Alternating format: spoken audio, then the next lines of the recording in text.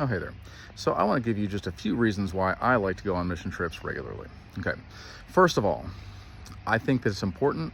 Early in my Christianity, I think it was Billy Graham say, nobody deserves to hear the gospel twice when another person hasn't heard it at all. And he's right. Okay. There are a lot of people that have not had the opportunity to hear the gospel. And today, somebody will hear the gospel for the first time in their life. And today, somebody will hear the gospel for the last time in their life. And we don't know where they fall in that category. And that's why it's so important that now is the appointed time. Today is the day of salvation. Get it right now while you have the chance, because we don't know what tomorrow brings. Secondly, it makes your world bigger. You look at the world, if you've never left the county you were born in, then you just think that's all that there is. And you think that they're bad people and we're good people, and that they're wrong and we're right, and all those type of things. And then you get out and you see the world is bigger than that, and you see we all have more similarities than we do differences. We're all struggling with the same things. We're all just trying to survive. We're all just trying to make it. Life is hard. Life is inconvenient, and we're trying to make it as good as we can. Now, some people do that in a bad way, and that becomes evil. But nevertheless, it helps you to understand that, like, there are people that have it worse off than you. Okay. It is humbling. It is humbling to be somewhere where you're kind of helpless. You're at the mercy of somebody else who is a translator. All the conveniences of home are not there. And so you have to be humble, and you have to just take what you got and be grateful for it, and be kind, and learn how to smile in bad situations, which is very, very common. It is a beautiful thing to see somebody hear the gospel for the first time. It is a beautiful thing to see somebody get saved, to see somebody get baptized, to see their eyes light up, to see them go, wow, there is hope in life, to read the Bible for the first time. And it's inspiring to see stories. We saw people get healed here. Quite a few people got healed. And we gave out hundreds of Bibles, and lots of people responded. Lots of people got saved. And we're so very grateful for all that. Now, that's not the only thing. The communication is limited if you don't know the language. And to be honest with you, I can't learn every language everywhere I go. I don't have enough time. Or maybe I'm lazy. I don't know. The other thing is, you get to know the people on your mission team, right? On ours, there's about 35 people. Some of them are local, some of them are translators, some of them are drivers, and a lot of them are from America, Poland, England, around the world. And we spend a lot of time with them. This has been like a 3.5 week trip, and you really get to know people, and you get to hear their stories and see where they're coming from. And on the surface, it's like when you go to church, you go, oh, look, everybody's perfect. And then you talk to them some more and you go, they're hurting. Or, man, they came from a really bad place and God really delivered them. And I am inspired by you. And you get to build bonds and friendships that last forever. And it helps you to appreciate what you have. When you come back home, you just go, thank God I have electricity and running water, and my car works, and I understand the money, and I understand the language, and I can just talk to somebody without having to be frustrated by that.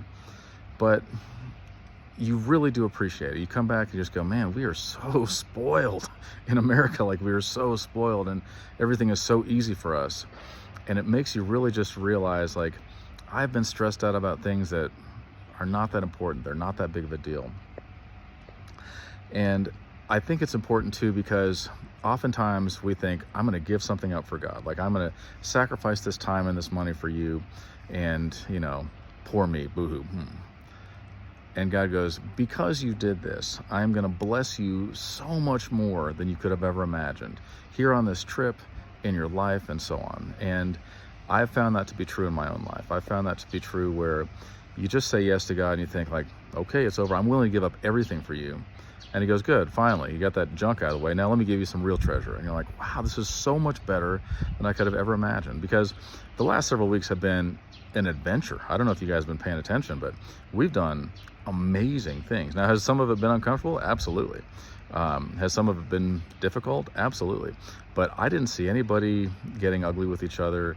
I mean, there were definitely discomfort, but everybody just kind of pitched in and went, you know what, we're going to make the best of a difficult situation. And I really appreciate that. I wish that people would carry that on all the time, wherever you are. Another thing is, when you're on a mission trip, then you're kind of expecting miracles to happen. So you're acting in a certain way, you're praying in a certain way, you're prepared for that. And I think we get home and we forget about that. And I've had several people that are like, I wish I could be like you. And I'm like, well, you can. It's not, being like me is not hard. I'm a dum-dum.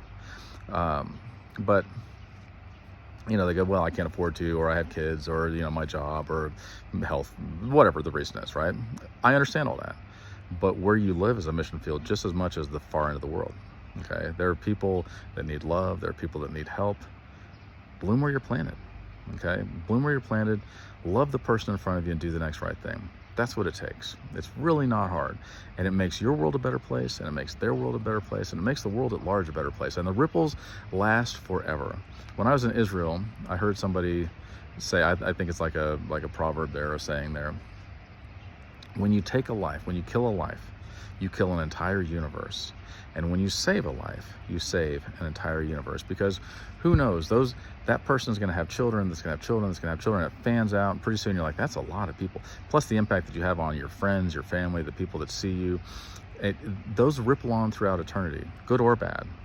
And so I encourage you, if you're considering going on a mission trip, do it. And if you can't afford to, or your health, or your kids, or whatever in the world, then be a missionary at home. Love the people in front of you. Look for a need, find a need that you're good at, okay? I happen to be good at evangelism. I happen to be good at a lot of the things that are admired by people. Music and, you know, writing and the things that people think are cool. I happen to excel at that. But there are a lot of things that I'm not good at that other people are. Cooking, helping people, cleaning, loving people, serving people that are handicapped or at the end of their life or whatever. This is stuff that I wish I was better at, but other people are, and I see their gift and I go, what you do is so much more important than what I do. I am a one-trick pony. I come out here and I'm a clown, and that's it. And you guys are doing real stuff, so do that. And do that wherever you are, and do it to the glory of God. I love you guys.